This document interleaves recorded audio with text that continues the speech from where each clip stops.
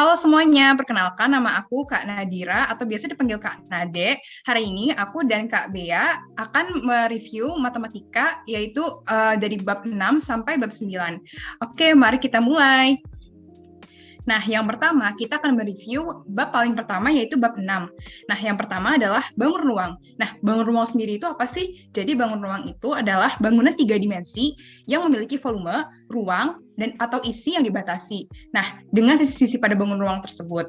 Nah, apa aja sih bangun ruang itu? Yang pertama ada kubus, terus ada balok, ada tabung, kerucut, prisma, limas, dan juga bola. Nah, bisa dilihat nih di sebelah sini adik-adik untuk gambarnya. Nah, yang pertama itu kita akan membahas tentang volume dan sifat-sifat pada bangun ruang itu sendiri. Nah, yang pertama tadi aku sudah menjelaskan salah satunya adalah kubus. Nah, kubus itu merupakan bangun ruang 3 dimensi yang dibatasi dengan 6 sisi persegi yang sama besar. Nah, sisi-sisi persegi tersebut membuat semua rusuk kubus semuanya sama panjang. Nah, rumusnya itu apa sih, Kak? Nah, rumus volume kubus itu yang pertama sisi kali sisi dan juga kali sisi atau S kali S. Nah, atau bisa disingkat S pangkat 3. Boleh di next. Nah, yang kedua kita akan membahas balok. Balok adalah bangun ruang 3 dimensi yang dibatasi oleh 6 sisi, di mana sisi yang berhadapan memiliki ukuran yang sama besar. Nah, ini dia gambar untuk volume balok itu sendiri. Nah, untuk rumusnya itu adalah V sama dengan P dikali L dikali T. Nah, ini untuk contohnya untuk bangunan ruang balok itu sendiri. Next.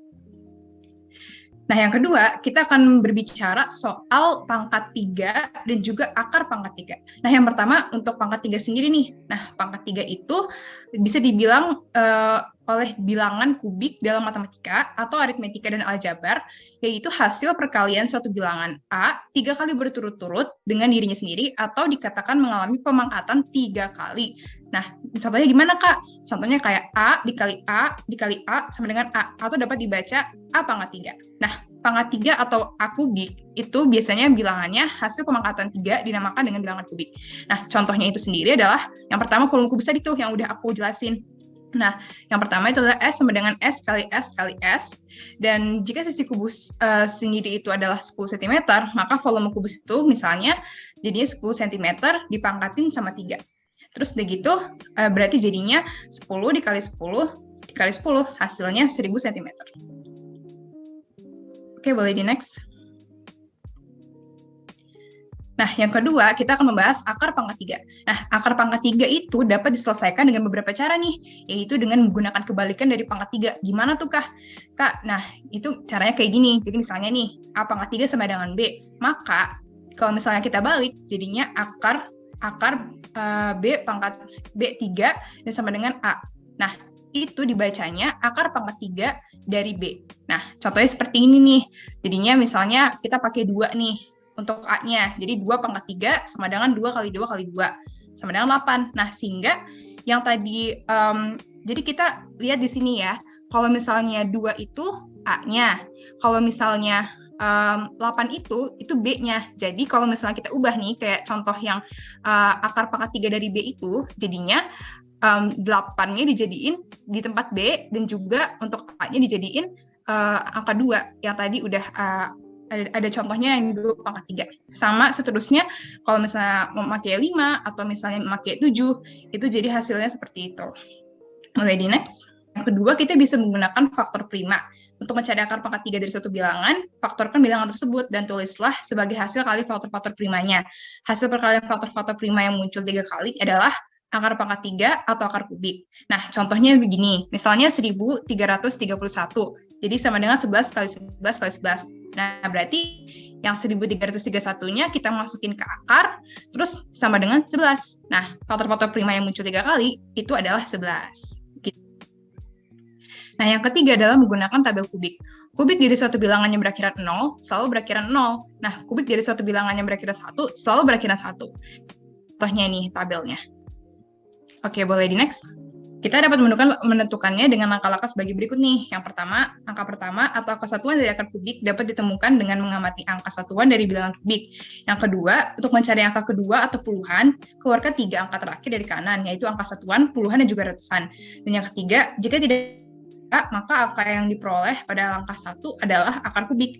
Dan yang keempat, jika terdapat angka yang tersisa setelah mengeluarkan 3 angka terakhir dari kanan, maka carilah bilangan satu angka terbesar yang kubiknya kurang dari atau sama dengan angka yang tersisa. Bilangan tersebut itu merupakan angka puluhan dari akar kubik itu sendiri. Oke, boleh next. Nah, contohnya seperti ini nih. Misalnya kita disuruh cari akar kubik dari bilangan berikut ini dengan mengamati angka satuannya. Nah, misalnya nih, kan angka satuan dari 512 adalah 2. Kan tadi yang paling belakangnya ya, 2. Nah, angka satuan dari akar 512 adalah 8. Nah, mengeluarkan 3 angka terakhir dari kanan, yaitu 512, sehingga tidak ada angka yang tersisa. Sama juga 9261 ini nih. Nah, kenapa 1? Nah, jadinya setelah kita keluarin angka terakhir pada 261 itu, sehingga yang ada 9. Nah, yang pas tersisa 9, kita bisa memperoleh angka 3 sama dengan 8. Nah, itu kan dia lebih kecil daripada 9. Sedangkan 3 pangkat 3 sama dengan 27. Nah, dia lebih besar daripada 9. Maka kita peroleh jadinya 9261 jadinya 21. Boleh di next. Nah, sekarang kita bahas soal pengukuran satuan volume meter per kubik. Nah, di sebelumnya nih, kita kan mengetahui bahwa 1 meter itu 100 cm ya. Maka dalam pengukuran satuan panjang kubik, jadi sama dengan 1 meter pangkat 3 sama dengan 1 juta cm pangkat 3. Karena setiap penurunan tangga nilainya dikalikan dengan 1000. Jadi patokannya itu, karena cm pangkat 3, jadinya kita kaliin dengan 1000 setiap penurunan tangganya. Boleh di next. Nah, yang keempat, kita akan membahas soal aturan penamaan kubus dan juga balok. Nah, penamaan balok itu menggunakan 8 huruf kapital dengan diberi tanda titik setelah 4 huruf pertamanya. Contohnya, nih kalau misalnya balok tuh A, B, C, D, terus E, F, G, H. Nah, terus penamaannya itu dimulai dari bidangnya dulu nih. Jadi yang di bawahnya banget nih, di bawahnya nih, di dasarnya. Nah, di dasarnya banget kita mulai dari bidang bawah berputar berlawanan arah jarum jam, kemudian ke bidang atas juga berputar berlawanan arah jarum jam juga. Oke, boleh di next. Nah, sekarang kita ke bab 7 nih, yaitu kubus satuan. Balok adalah tumpukan dari gabungan kubus nih sebenarnya. Nah, sehingga terbentuknya balok. Nah, dengan ukuran panjang lebarnya yang juga berbeda-beda. Kalau di contohnya ini sendiri, itu 5 dikali 3, yang hasilnya semuanya 15. Jadi, kalian bisa hitung nih, kalau misalnya kalian benar-benar mau mastiin hasilnya itu 15, kalian bisa hitung dari gambar ini, 5 dikali 3. Kenapa 5 kali 3? Karena panjang dikali lebar kan. Nah, panjangnya itu yang di sisi datar yang panjang dan lebarnya yang sebelahnya itu. Nah, kalian bisa lihat di sisi panjangnya itu ada 5, terus yang di lebar itu ada 3. Nah, kalau misalnya kita totalin semuanya dikali, itu jadi 15. Tapi kalau mau mastiin, kalian bisa hitung satu-satu, itu hasilnya memang 15. Jadi kalau misalnya untuk cepatnya, kita tinggal kaliin 5 dikali 3. Oke, boleh di next.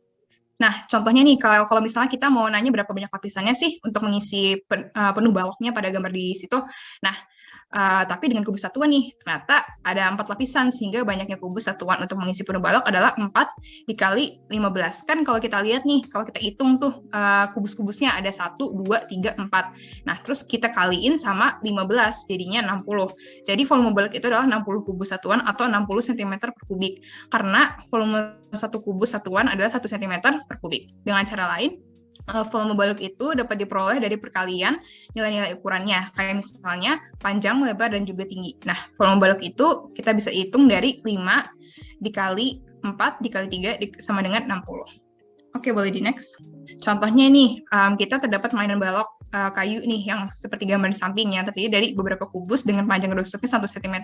Nah, kalau misalnya ditanya berapa volume mainan balok kayu tersebut. Nah, balok A dengan panjang rusuk kubus 1 cm dan ada 6 buah kubus, maka volume baloknya jadi 6 dikali 1 sama dikali 1. Kayak tadi ya, panjang dikali lebar dan juga dikali sama. Jadinya 6 kali 1 dan juga kali 1 sama dengan 6 cm per kubik. Nah, contoh yang kedua nih, misalnya kita mau menghitung volume balok yang terbentuk dari kumpulan kubus. Jika diketahui rusuk kubus adalah 2 cm, maka dapat diketahui bahwa panjang baloknya 10 cm, lebar baloknya 8, dan tingginya 6 cm, sehingga volume balok tersebut adalah P dikali L dikali T. Jadi, tadi udah dapat panjangnya itu 10, lebarnya dapat 8, dan juga tingginya dapat 6. Jadinya 480 cm per kubik. Boleh di next? Oke, terima kasih Kak Nadira. Nah, teman-teman, sekarang kita lanjut ke bab 8 tentang jaring-jaring bangun. Nah, jadi pertama, kita harus tahu dulu nih tentang unsur dari bangun ruang itu sendiri. Nah, unsur bangun ruang itu ada dari sisi, rusuk, dan titik sudut. Untuk sekarang kita belajar tentang kubus dan balok dulu ya teman-teman. Jadi kalau misalnya dari segi sisi, kubus itu punya 6 sisi. Yaitu kalau contohnya di sini ada ABCD, ada EFGH. Kalau misalnya untuk di baloknya sendiri, misalnya sisinya itu ada KLMN, ada OPQR. Nah, terus ada rusuk juga, semuanya punya 12 rusuk. Kalau misalnya kubus punya 12 rusuk yang sama panjang. Tapi kalau misalnya untuk balok, nggak semuanya sama panjang nih. Ada beberapa doang yang sama. Misalnya yang OP sama dengan KL atau LM sama dengan PQ.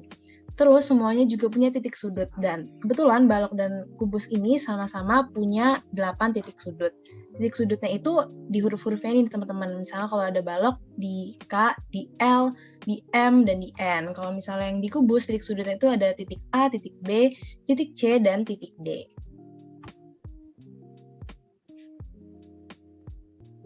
Oke, terus kita juga harus tahu nih tentang jaring-jaring bangun ruang. Terus jaring-jaring itu apa sih, Kak? Jadi jaring-jaring itu misalnya jaring-jaring kubus nih ya, teman-teman.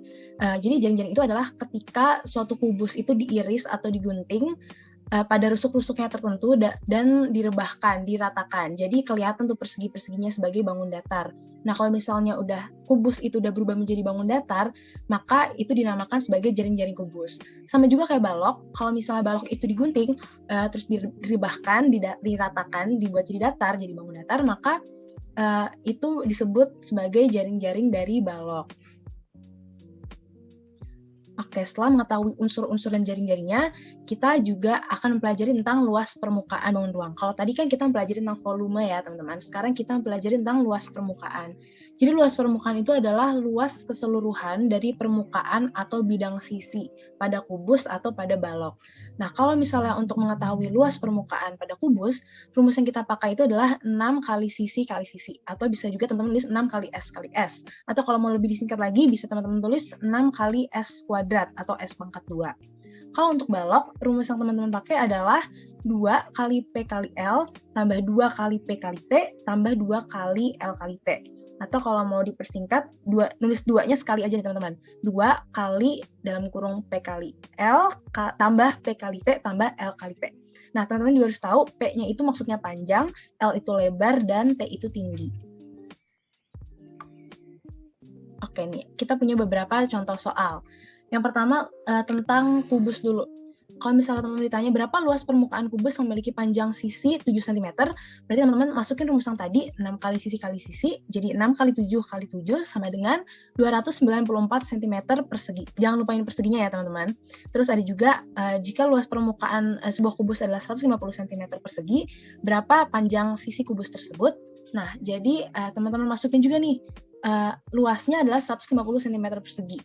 Berarti kalian masukin seperti ini, 6 kali sisi sama dengan 150, berarti kan S pangkat 2 sama dengan 150 dibagi 6.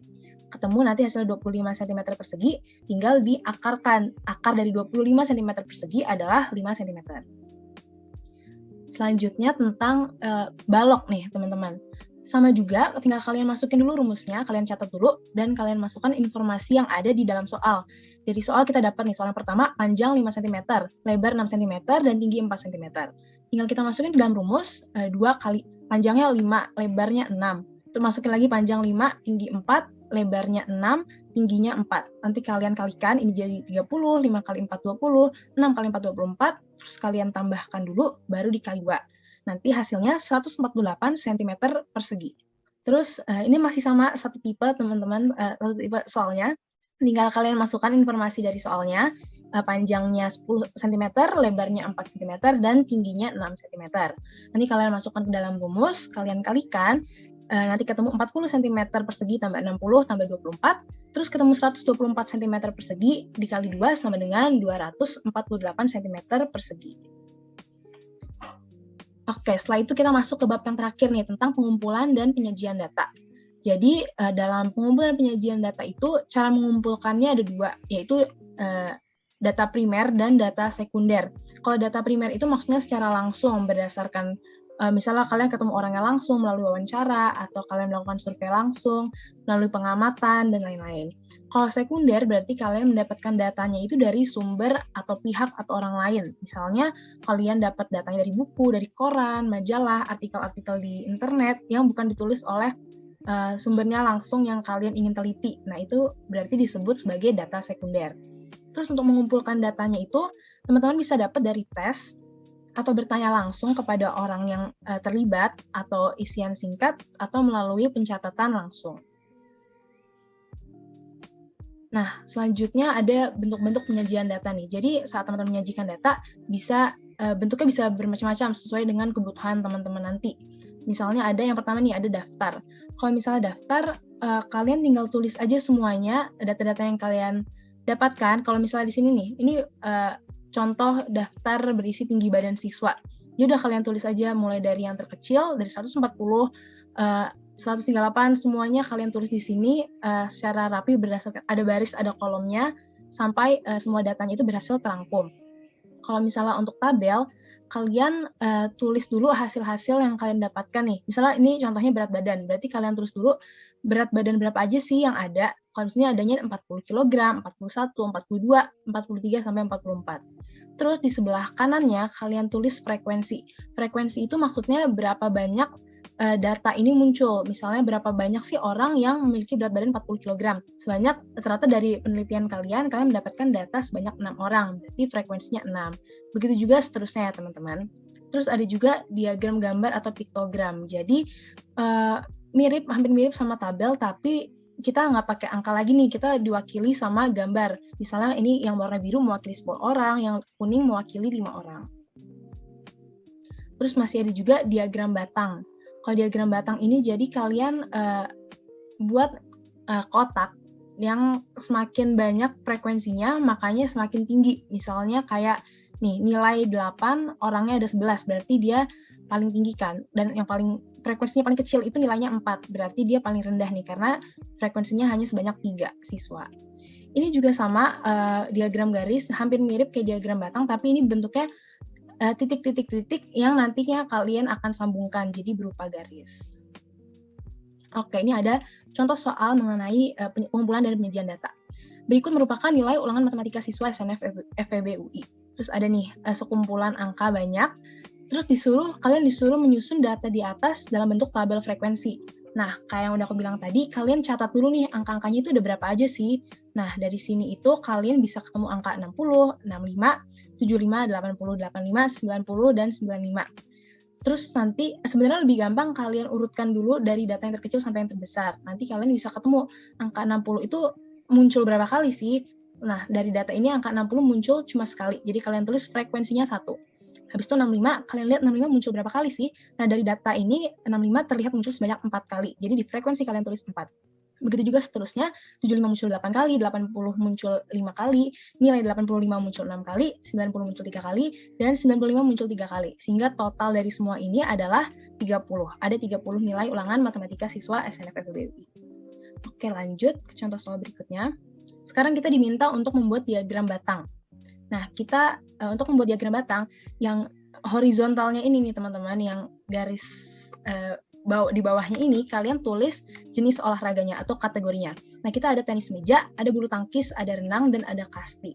Nah, terus untuk ke atasnya ini, vertikalnya, kalian gambarkan seberapa banyak sih frekuensinya, atau kalau di sini berarti banyak siswanya. Nah, kalian lihat tenis meja itu berarti banyak siswanya 2, berarti kalian cukup bikin sampai sini aja nih, sampai yang batas angka 2. Lalu bulu tangkis ada berapa siswa sih? Ada 3, berarti kalian bikin di antara 2 dan 4, cuma sampai sini aja. Untuk renang, kalian bikin 7, berarti kalian bikin antara 6 dan 8. Kalau untuk kasti, karena dia 8, berarti dia paling atas nih, paling banyak, sampai di batas angka 8. Oke, ada contoh soal lagi. Hasil ulangan harian IPA siswa SNF FEB UI sebagai berikut. Terus ada nih angka cukup banyak, dan kalian tinggal tentukan nilai tertinggi dan terendah nilai ulangan IPA tersebut. Kalau ini cukup mudah ya teman-teman, kalian tinggal lihat data-datanya dan harus teliti aja nih untuk melihat mana sih angka yang paling rendah dan angka yang paling tinggi. Untuk yang paling tinggi nanti kalau kalian udah perhatikan, kalian akan menemukan angka 95. Dan untuk yang terendahnya, nanti kalian akan mendapatkan angka 60. Oke, sekian review dari aku dan Kak Nadira. Semoga membantu teman-teman semua untuk mereview atau mengingat kembali materi matematika yang telah dipelajari sebelumnya.